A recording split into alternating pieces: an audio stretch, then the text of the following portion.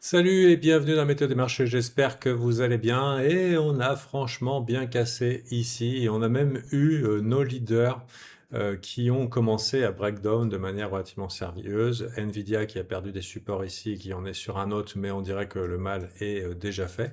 Microsoft qui commence à rebondir, ça fait 2 jours qu'il chope un peu dans la zone, donc possible que les gens soient peut-être trop enthousiastes à le short pour l'instant, même si bon, ça va pas trop pour Microsoft et les softwares en général. Apple qui a pris une mauvaise journée hier avec un petit rebond ici sur support. Donc on a quand même beaucoup de Magnificent Seven qui sont sur leur support et vient en moi l'idée que potentiellement, même si les structures ont cassé, même si c'est très moche et qu'on ira peut-être plus bas et que ça fera beaucoup de dégâts, qu'on est peut-être prêt pour un rebond. Et c'est globalement ici le risque que je vais prendre aujourd'hui en mettant une miniature et le risque de me planter totalement. Bien sûr, session américaine, ça peut se produire, machin et tout. Off, on continue à crash, le pétrole explose, machin et tout, et la thèse, elle tombe à l'eau. L'idée, c'est d'essayer de voir ce que les gens voient pas ou d'essayer d'anticiper ce que les gens voient pas. Pour sûr, l'énergie, le secteur de l'énergie est super crowded. Les gens sont à fond dedans. Et comme souvent, hein, ça ne peut que monter. Et il y a toujours comme ça ce moment où ça devient irrésistible de FOMO. Et puis d'un coup, surprise, t'as une news qui annule tout, hein. Ceux qui ont la mémoire courte, rappelez-vous ce qui s'est passé pour les métaux. Or, argent, hein, ça pensait pas que ça allait dip, et pourtant, quand ça a dip, ça a bien surpris les gens. Et voilà, on n'a pas vraiment de support ici sur les énergies, et certainement beaucoup de gens ont dû partir trop gros parce que c'est sûr, ça allait monter à l'infini. Donc, mon idée, c'est qu'on pourrait avoir potentiellement une news qu'on n'a pas encore, dont on n'a pas eu l'information encore, qui pourrait faire un reverse entre la tech et le pétrole. Donc, c'est un petit peu l'idée. Personnellement, j'ai un short là qui est pas loin d'être stoppé. Ça se trouve, même rien que d'ici la vidéo, là, à la fin de la vidéo, je serai stoppé. Bah écoutez, c'est la vie, c'est comme ça. Mais voilà, je joue selon mes termes. Et ça, c'est pas déconnant d'envisager un rebond surprise. Même si, est-ce qu'on va inverser les cassures macro qu'on a eues?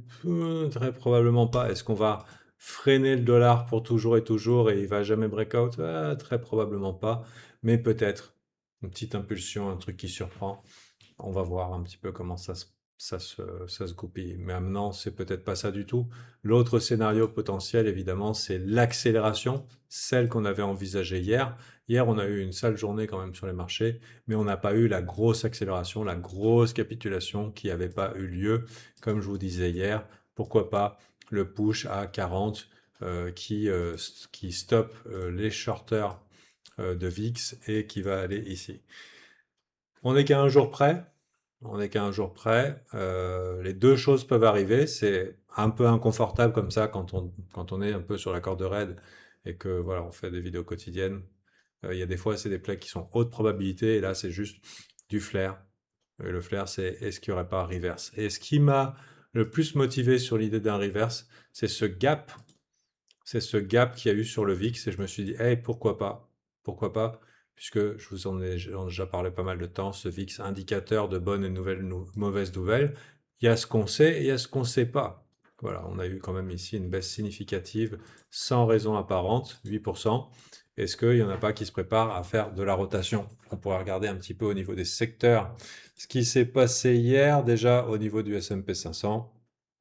On voit que sur la fin de session, on a une augmentation des acheteurs et une diminution des gens qui se hedgent, donc une fermeture, une clôture au niveau des shorts.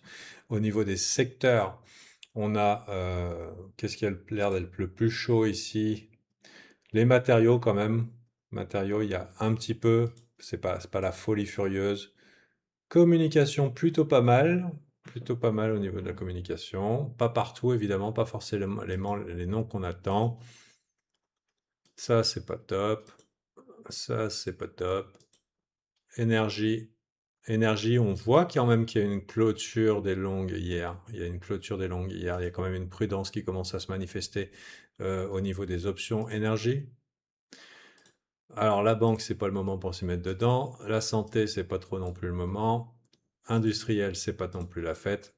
L'immobilier, c'est pas la fête, et du coup, et la technologie, non, pas vraiment. Ouh là là, oh mon Dieu, quelle horreur! Ce que je vois, par exemple, sur Nvidia, c'est vraiment pas joli. Est-ce que hier, c'était un signe de panique extrême, mais c'était vraiment pas joli. Ah oui, bien sûr, hier, oh, Utilities. Utilities, ça intéresse parce que c'est justement, waouh, les copains, Alpha Team! Regardez le top 3 là. Aujourd'hui, j'ai exposé ma thèse à Alpha Team. Donc une présentation d'une heure sur ce qui est potentiellement chaud à venir. Et là, on a une forme de confirmation de ce qui a été dit aujourd'hui sur les options. Donc voilà. Mais on a besoin quand même que le marché nous dise qu'on est bon pour du risk on. Et il faudrait un retour surprise. Donc pour l'instant, l'argent rentre pas dans le mode risque, sauf des secteurs très particuliers. Ici, moi, je suis pas loin de me faire stopper. Vous voyez, je suis pas loin ici. C'était un petit peu risqué. Bon, c'est pas grave, hein, c'est la vie, c'est comme ça. Le S&P 500, bon, ça fait quand même pas mal de temps qu'on n'a pas eu de rebond, hein. Un rebond relativement standard, sans forcément rien changer à la chose. Ça peut nous emmener simplement à aller, pourquoi pas, chatouiller l'Open Weekly ou la dernière résistance. Ça peut être rapide. À noter que hier, Trump nous a fait un petit embrouille, hein, la même que la semaine dernière. Et je faisais remarquer, ou je vous faisais remarquer que pendant la session, il a annoncé qu'il était en négociation avec l'Iran. Négociation avec l'Iran. Il nous a fait le coup la semaine dernière, pof, la taille de la bougie. Hier, quasiment que dalle. Quasiment que dalle. Et évidemment, ça n'a pas manqué quelques heures plus tard, l'Iran qui dit on n'a jamais discuté avec les États-Unis. Ça fait 30 jours et on n'a jamais discuté avec les États-Unis. Donc ils continuent à nous prendre pour des cons. Et on a un pétrole qui est relativement super fort. L'idée ici, c'était que même si ça a l'air de breakout et que c'est super bullish, etc., et si ce n'était qu'un range, hein, c'était l'idée initiale. Est-ce qu'on n'est pas dans une forme de réintégration, comment ça s'appelle, de dépassement de ce range. Si c'est un dépassement de ce range et qu'on réintègre les 100, le chiffre rond psychologique, parce qu'on est dans les chiffres 100, il y a des chances que ce dépassement soit à peu près de la même amplitude par le bas. Vous le saurez, ça peut être un petit truc que vous pouvez mettre dans votre sacoche à alpha. Voilà, c'est tout ce que j'ai à dire aujourd'hui. Ce que j'attends de voir, c'est est-ce qu'on aura un rebond surprise ou une accélération de type capitulation.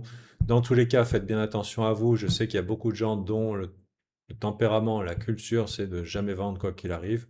Chez nous, chez Alpha Team, on sélectionne nos assets par rapport aux tendances de ces assets et aussi on gère notre risque. Ça veut dire qu'il n'y a pas de place à l'espoir. L'argent qui est investi dans quelque chose qui se fait massacrer durablement en tendance baissière, le public il va dire ouais mais le marché va me donner raison, mais cet argent investi il diminue et c'est un coup d'opportunité alors qu'il y a plein de secteurs chauds à côté. Donc faites quand même gaffe. On est peut-être dans des mouvements qui sont historiques. On est sur des mouvements historiques par rapport au choc pétrolier qu'on a là, mais on est peut-être dans des mouvements historiques par rapport aux indices boursiers. Je n'exclus pas une récession, une grande crise, ce genre de choses. Et bien sûr, il y a tout le monde qui vous dit de jouer au héros et de couler avec le navire. Et par effet moutonnier, on a envie de faire pareil. Mais est-ce bien la meilleure chose à faire? Voilà, prenez soin de vous. Rendez-vous demain. Vendredi, il n'y aura pas de marché. Il n'y aura pas de marché vendredi, c'est un jour, il n'y a pas de marché. Donc peut-être il n'y aura pas de météo des marchés. Et qu'est-ce que je voulais vous dire? Rejoignez Alpha Team, c'est super bien pour apprendre le trading, l'investissement, toute unité de temps, avoir un trading discipliné, gestion du risque, le mindset qui va avec, et construire tous les outils que vous avez besoin pour mettre en place non pas du trading de call ou du bon espoir et de la prière pour que votre trading y monte. Personnellement, je prie tous les jours en tant que croyant, mais je ne m'en sers pas dans mon trading. Enfin, je n'influence pas les astres pour que des miracles arrivent et j'espère que si vous n'en êtes pas là. Prenez soin de vous et à demain. Bye.